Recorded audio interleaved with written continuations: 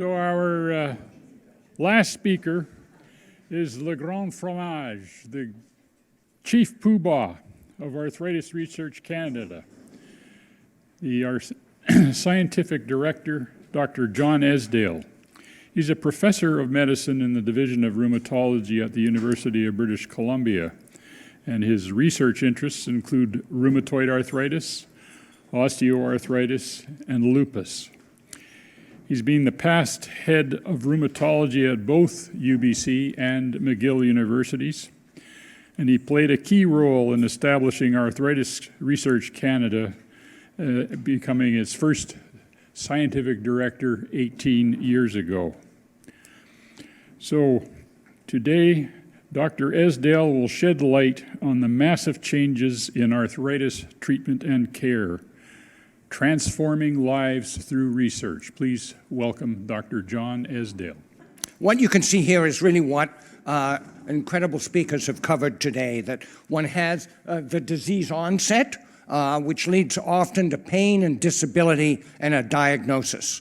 An important part of thinking about arthritis, though, and one that is, we heard about one aspect today, is prevention.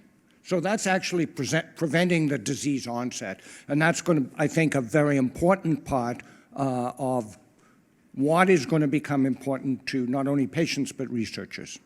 After the diagnosis, then we are looking at other things. You've heard about activity modification, with things like orthotics and canes, preventing, role limitation, not being able to work, not being able to do things, whether it be cricket or something else that you really want to do, preventing side effects, improving surgery.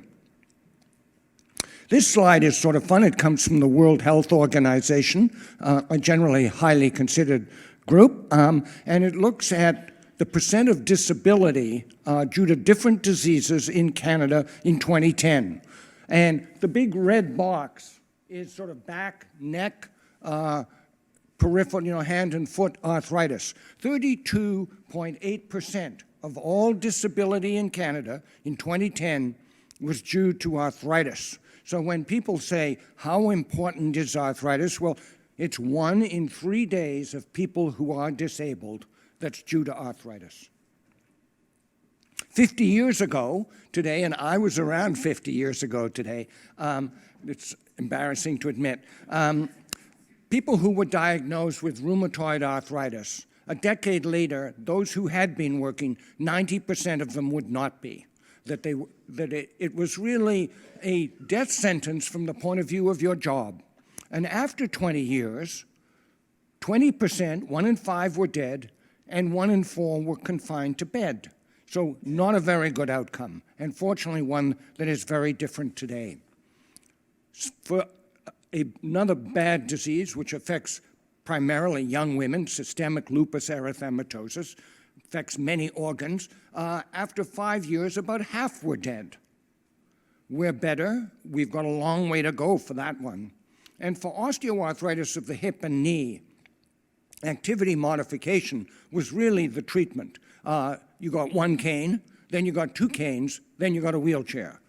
John Charnley, 50 years ago, almost to the day, put in the first hip replacement. So knee replacements came later. All of the current treatment and the wonderful effects of surgery that you heard about have been since that time. I'm just going to touch on some aspects of things that I think are important. What's making a difference? One is certainly early diagnosis. When I was training, we didn't rush to make a diagnosis because, it was really, do we give them 1 cane or 2 canes? And it was not a happy outcome.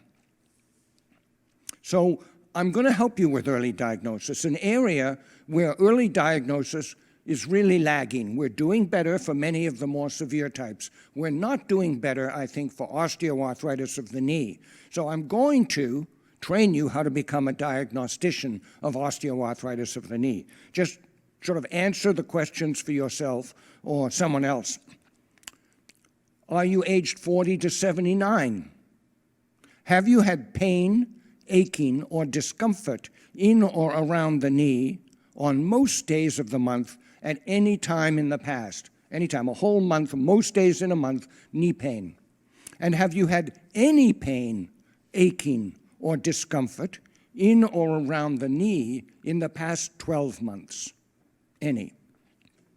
If you say yes to all three, Yolanda Sibert, a brilliant scientist who focuses on osteoarthritis, particularly of the hip and knee, would tell you you have an 87% chance, if you live in the lower mainland of Vancouver, of having osteoarthritis of the knee on a research-grade MRI.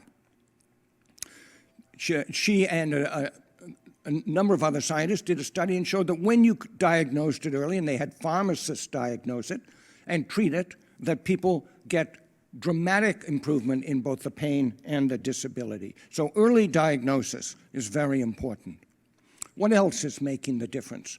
Early treatment.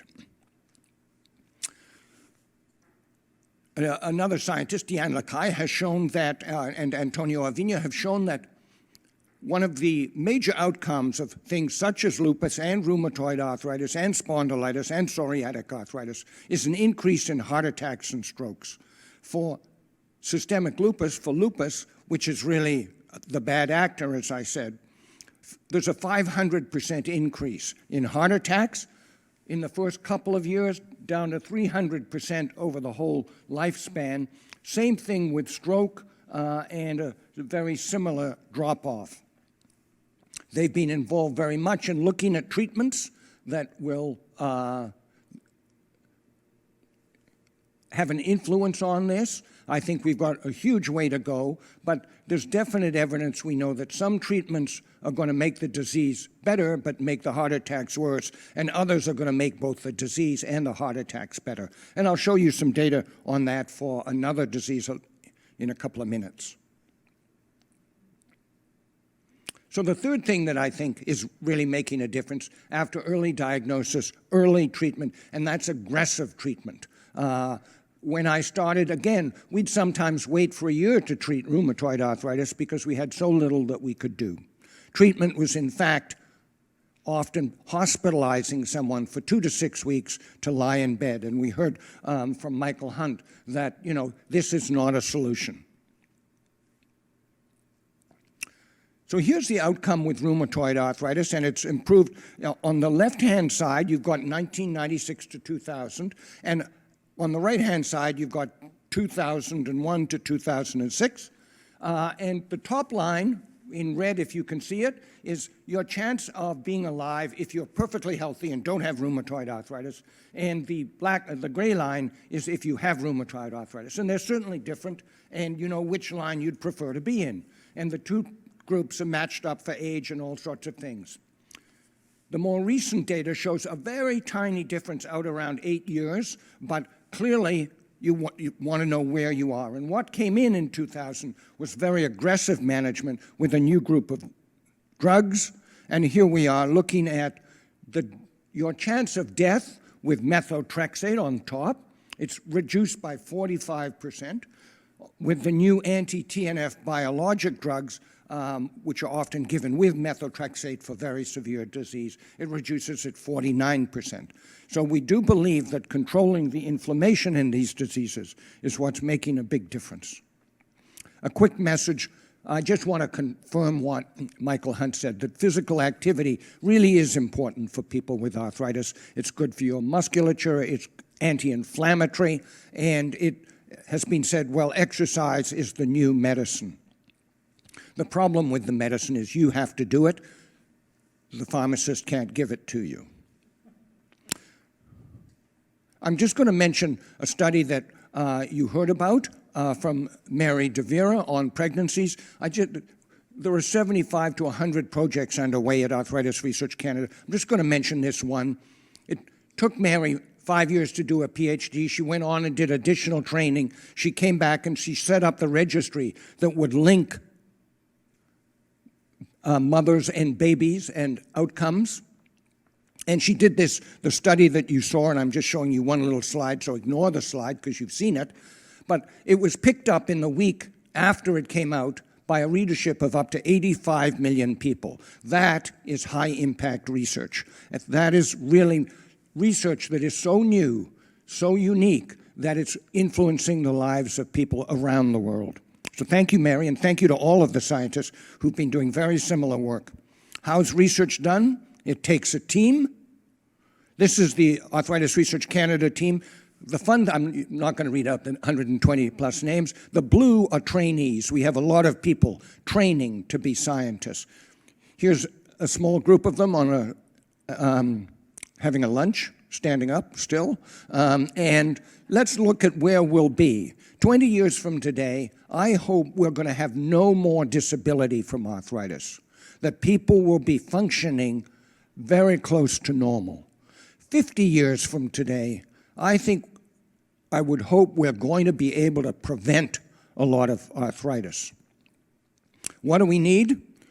We need donors like you. You can go to Arthritis Research Canada and donate. No donation is too little, and no donation is too large.